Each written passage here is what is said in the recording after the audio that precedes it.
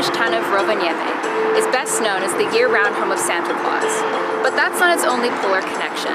This city is the European Union's gateway to the Arctic. Politicians in Europe have actively courted Northern support as interest in the region rises.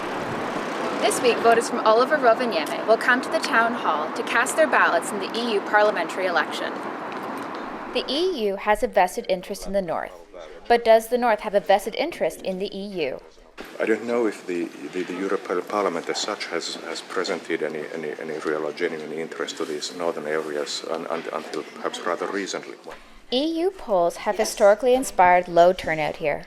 Nearly 70% of Finns voted in the country's last presidential election, while just 40% voted in the last EU election. In Finland, traditionally, the North and the East, they have been more Euro-critical or Eurosceptic than the big cities in the South.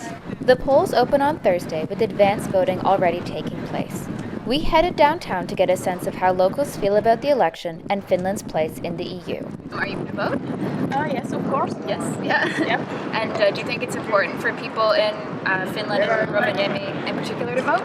I don't know, because I think it doesn't make a big difference. I mean, that's the only way we can influence what happens in EU. I don't care. Of course, there's one more person in town we had to ask about the election. The big guy himself. Well, I have to tell you that I'm not very political person. I try to be very neutral. Santa may not be telling if and when he's coming to town hall, but there's no doubt that this week in Finland, 'tis the season to be voting. And, by the end of this week, 13 of the 250 Finnish candidates will have made the EU's nice list.